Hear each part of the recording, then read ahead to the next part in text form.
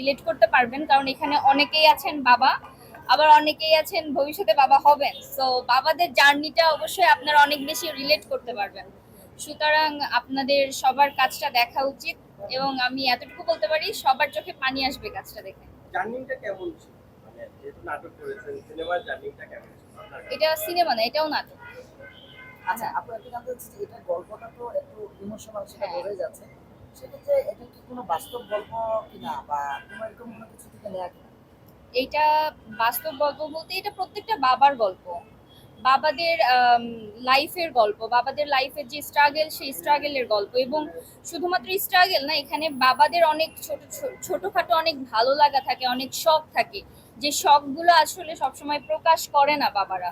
সেরকম কিছু ছোটখাটো শখকে অনেক বড়ভাবে দেখানো হয়েছে, যেটা প্রত্যেকটা বাবা রিলেট করতে পারবে খুব বেশি, কারণ এটা তাদের ইমোশনের জায়গা।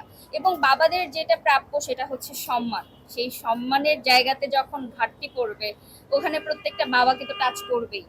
সো আমি এই জায়গাতে কনফিডেন্ট যে বাবাদের এই কাজটা অনেক বেশি টাচ করবে। নিজের বাবার সঙ্গে কোনোভাবে গল্প মিলে যাচ্ছে কিনা তোমার খুনসুটি বা সবকিছু মিলিয়ে? আচ্ছা, এই বাবার কাজটা করা মূলত আমার বাবার জন্যই, মানে আব্বুর জন্যই। আব্বু লাস্ট 1 বছর ধরে অসুস্থ, হার্টের পেশেন্ট। তো আব্বুর হার্টে অলরেডি 3টা রিং পরানো, এবং ওপেন হার্ট সার্জারি হবে। এটার জন্য আব্বু প্রায় 1 বছর ধরে মানে সিএমএইচ বাসায় এরকম দৌড়াদৌড়ি করছে আব্বুকে নিয়ে। সো ফাইনালি আমার মাথায় আসলো যে আমি কেননা, যেহেতু কাজ করছি, আব্বুকে আমি একটা কাজ উপহার দিই, বাবার স্ট্রাগল নিয়ে আমি একটা গল্প মানুষকে দেখাই, যে সেই জায়গা থেকেই কাজটা করা। এখানে আমার বাবা, শুধু আমার বাবা না, প্রত্যেকটা বাবার সাথে এই গল্প এই জন্য রিলেট করবে, কারণ এখানে যেই যেই জিনিসগুলা দেখানো হয়েছে সেইগুলো আমার বাস্তব জীবনের অনেক অভিজ্ঞতা থেকে নেওয়া, প্রত্যেকের বাস্তব জীবনের অভিজ্ঞতা থেকে নেওয়া। এবং এই কাজটার যে গল্পটা, এই গল্পটা মূলত ভেবেছেন আমাদের আর্থিক সচিব ভাইয়া, এবং খুব ইউনিক একটা আইডিয়া। গল্প তো এখন রিভিল করা যাবে না, 15 তারিখ কাজটা আসবে, সো কাজটা দেখতে হবে। এতটুকু। গল্পের নাম তো কি? বাবার শেষ দিন। যেখানে বাবার শেষ দিন কেন, মানে এটা তো অন্য নামও হতে পারতো, হুট করে এই নামটা আসার কারণ কি? এইটা বলা যাবে না, এটাই টেস্ট। বাবার শেষ দিন কেন, এটা জানতে হলে আপনাদের নাটকটা দেখতে হবে। এই বাবার শেষ দিন, এই শেষ দিন এই কথাটার মধ্যে অনেক অনেক অনেক কিছু লুকিয়ে আছে। অ্যাজ এ আর্টিস্ট, আমি তো বাবাদের সম্মান জানানোর জন্য প্রত্যেকটা বাবার উদ্দেশ্যেই কাজটা উৎসর্গ করেছি। আমি এতটুকু বলতে চাই ওইসব সন্তানদের উদ্দেশ্যে যারা বাবা মাকে সম্মান করে না, যাদের শেষ বয়সে বাবা মার অবস্থান হয় বৃদ্ধাশ্রমে, যেসব সন্তানের বাবা মার শেষ আশ্রয় হয় রাস্তার ফুটপাতে, সেই সব সন্তানদের এই কাজটা দেখা উচিত।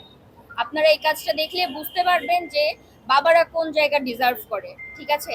আপনারা যেই সন্তানগুলা বাবা মাকে শেষ বয়সে উপহার দেন বৃদ্ধাশ্রম, আপনারা যেই সন্তানগুলা বাবা মাকে শেষ বয়সে উপহার দেন ফুটপাত, কিংবা রাস্তায় ভিক্ষা করে জীবিকা নির্বাহ করা, তাদের এই কাজটা আরো বেশি করে দেখা উচিত। আমি আপনাদের রিকোয়েস্ট করবো আপনারা প্লিজ দেখবেন।